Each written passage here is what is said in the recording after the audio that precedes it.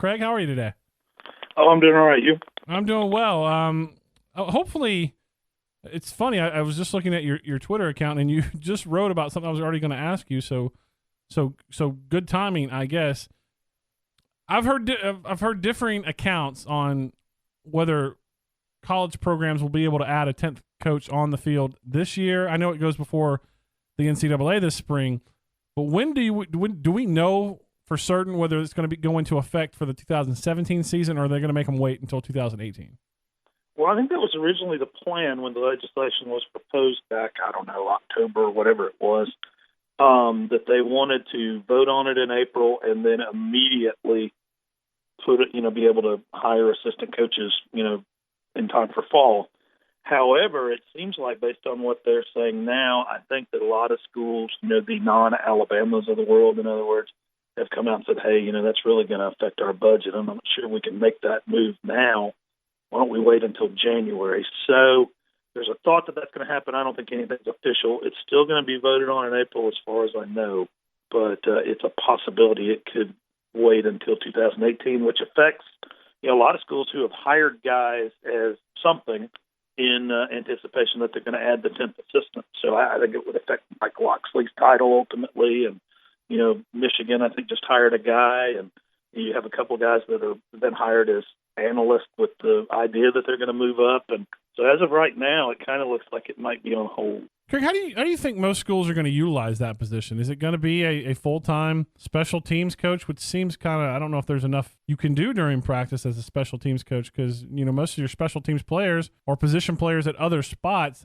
How do you get a sense on how these schools are going to use that 10th assistant? Well, most schools right now have 5 offense assistants. You have quarterbacks, running backs, receivers, offensive line, and tight ends. Defense, you usually have 4 linebacker. Then they split up 1, and then, of course, secondary. So I would think most schools would put it on the defense just to where you have an even number. But it's a possibility. You could, like you said, you could have somebody definitely assigned to special teams, whereas most schools now they use tight end / special teams or whatever for the most part. But I would think they would probably give a little more attention to the defense, but I guess it's going to vary on the head coach too. If you've got a defensive-minded head coach, maybe hire another offense. If you've got an offensive-minded head coach, maybe hire somebody else for the defense. That's kind of the sense I get with it.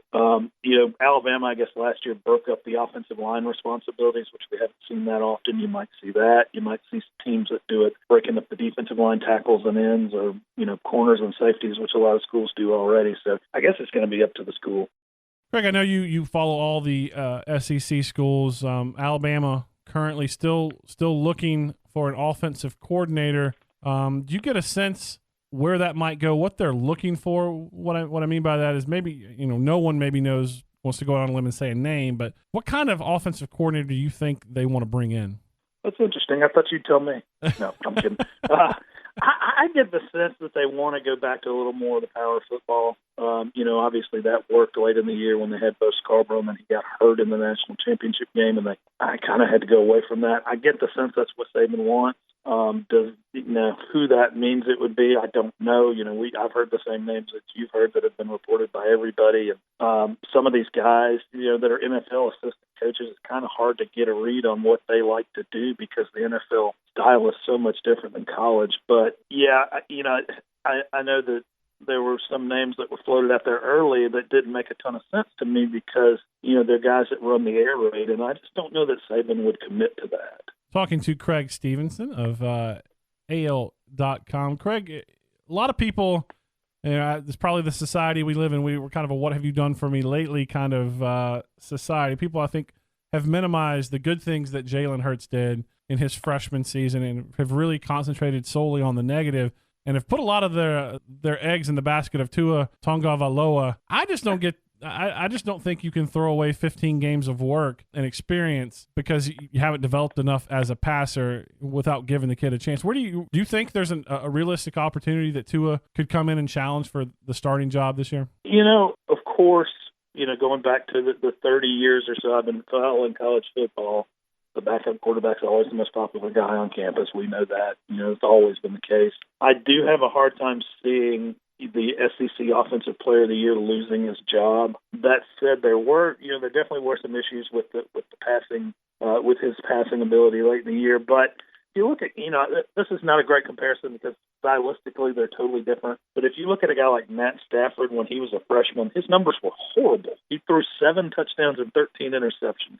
And then, of course, 2 years later, he was the number 1 pick in the NFL draft. And I'm not, I know Hurts and Stafford are not at all alike the way they played. I just think to write off a guy after his freshman year is nuts. Yeah, I agree. I completely agree.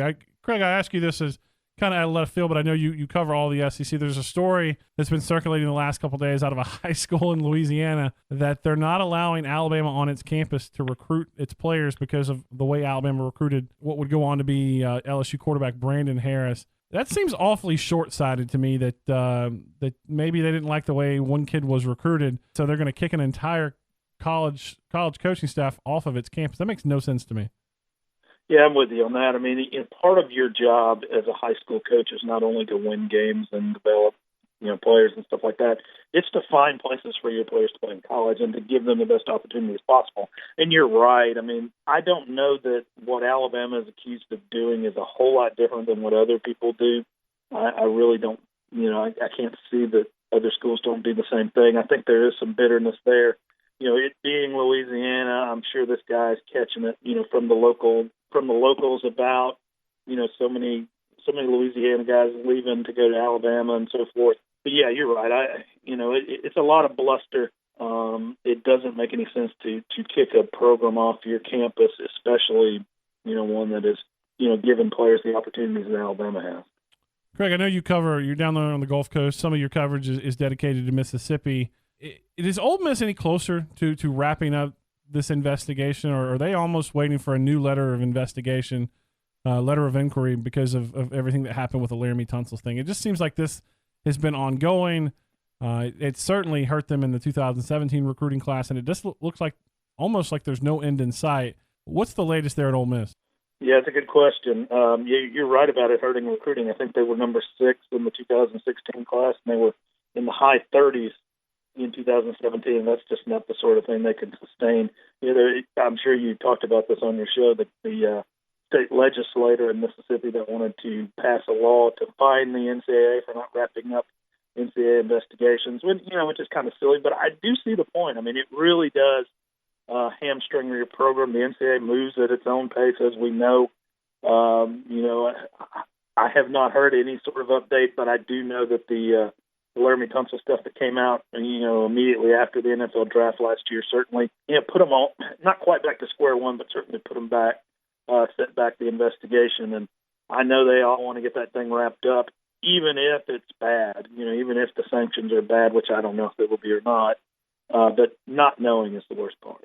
Yeah, wrapping up here with Creg Stephenson of AL.com. And finally, another NCAA issue. We've seen Jim Harbaugh skate the rules, go as close as you can without breaking NCAA rules. The latest, he's hired the father of an elite 2019 recruit quarterback. Do you think the NCAA is going to pass that legislation that they're currently thinking about doing, saying you can't make a hire for 2 years involving a high school coach if you're recruiting one of their prospective student athletes?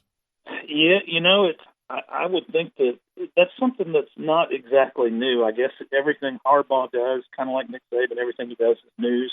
But, if you remember, 10, 12 years ago, the way Hugh Freeze became a college coach is because he was Michael Orr's head coach in Memphis. And then Freeze got a job as tight ends coach and obviously turned out to be a really good football coach. And, of course, we have, going back even further than that, family members hired on the staffs and that sort of thing. But, yeah, it seems like, anytime Saban and Harbaugh flout the rules to a degree, that the rest of the, country kind of rises up. So I would not be surprised to see some sort of legislation passed. But Harbaugh's not doing anything guys have been doing for 40 years.